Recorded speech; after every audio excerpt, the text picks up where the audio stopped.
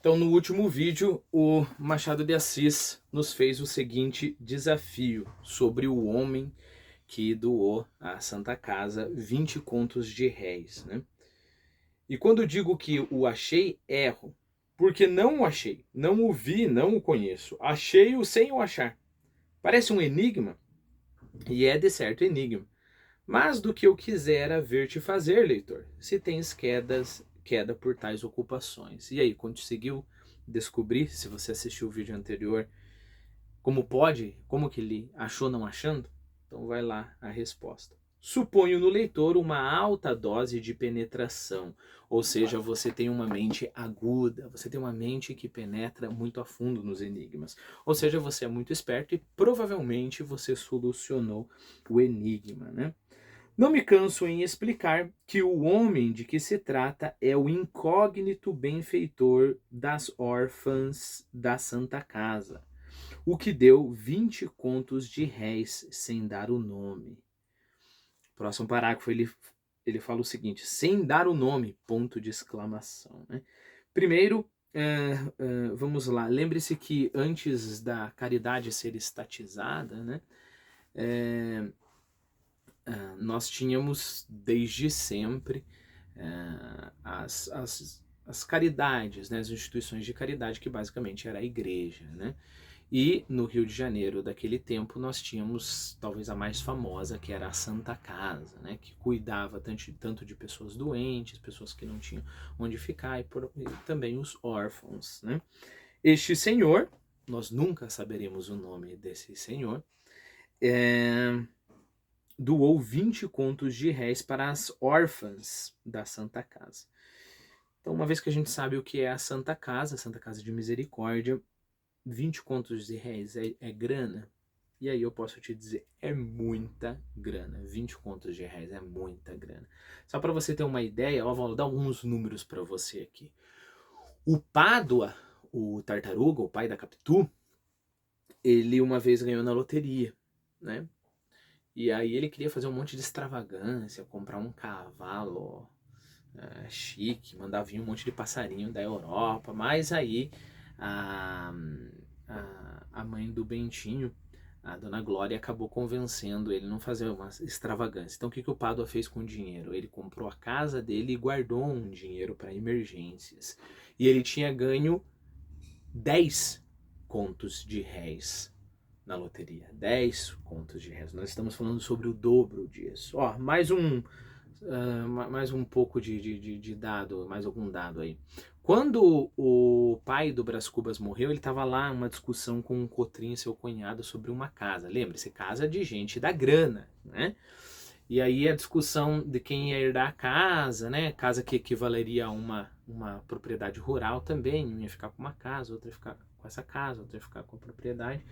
E essa casa estava em discussão entre 35 e 50, se eu não me engano, 50 contos de réis. Né? Então nós estamos falando de uma casa de alta classe.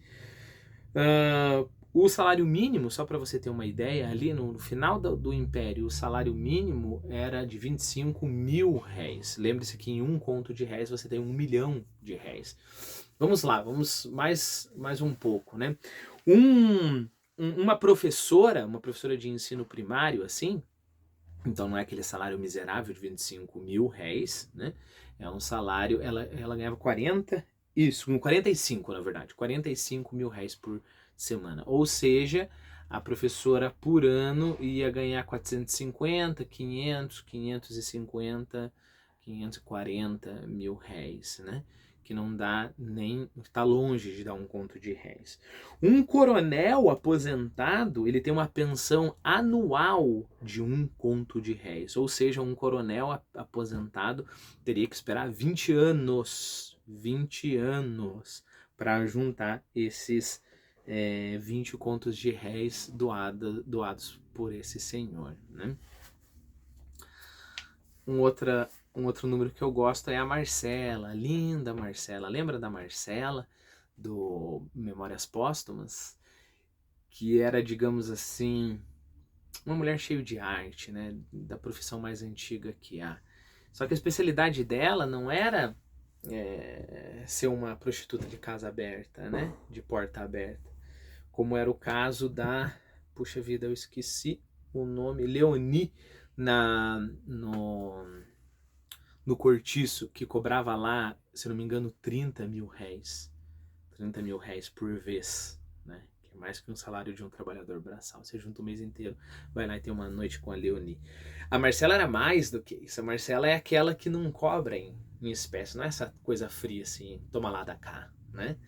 A Marcela é aquela que vai ganhando presente, né? E lembre-se que o Brás Cubas, com muito dinheiro, começou a comprar joias e roupas e coisas caríssimas para ela. Caríssimas, caríssimas. Gastou todo o dinheiro dele. Depois começou a assinar promissórias com o seu nome para quando ele recebesse a sua herança um dia, ele pagaria, resgataria todas as promissórias. Se chamava letras naquele tempo. E aí...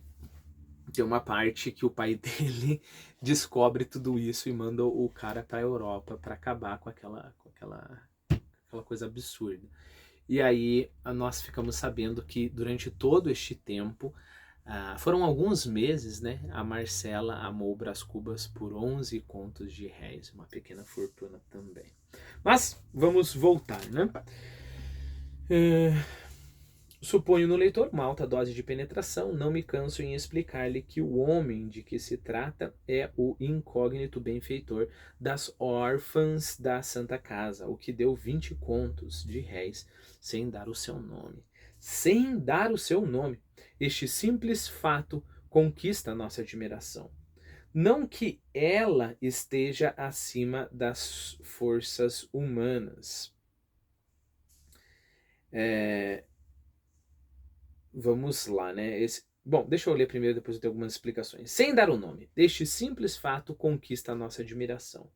Não que ela esteja acima das forças humanas, é essa justamente a condição da caridade evangélica, em nome da qual os filhos do evangelho inventaram a caridade nas gazetilhas. O vocabulário aqui, gazetilha, é uma seção num jornal, né?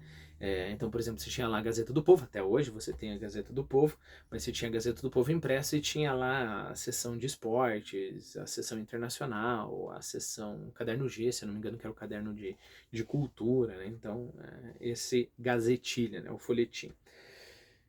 Bom, agora vamos entender essa sintaxe um pouco mais complexa aqui, né? Sem dar o nome, este simples fato conquista a nossa admiração. Não que ela esteja acima das forças humanas. Essa ação não está acima das forças humanas. É justamente essa a condição da caridade. Ou seja, essa postura, o anonimato, é a condição da caridade evangélica. Ok? Porque lembre-se, tem aquela passagem na Bíblia que Jesus fala, olha, se você a tua mão direita não saiba o que a sua mão esquerda fez, né? Então ela é condição da caridade evangélica. Você só pode dizer que você está fazendo caridade se você está fazendo caridade sem ficar publicando, né? E aí a segunda parte da frase, em nome da qual, em nome dessa caridade, os filhos do evangelho inventaram a caridade nas gazetilhas. Então, em nome da caridade cristã, que deve ser anônima, inventaram as sessões onde se publica o senhor Cotrim doou tanto e tanto e tanto, né?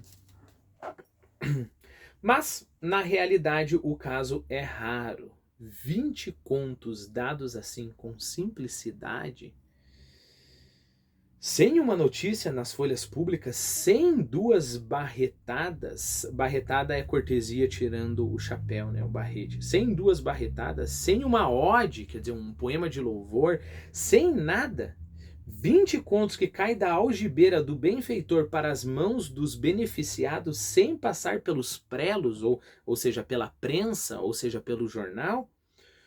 Os bentos prelos, os adoráveis prelos, que tudo contam, até as ações mais recônditas. A ação é cristã, mas é tão rara como as pérolas.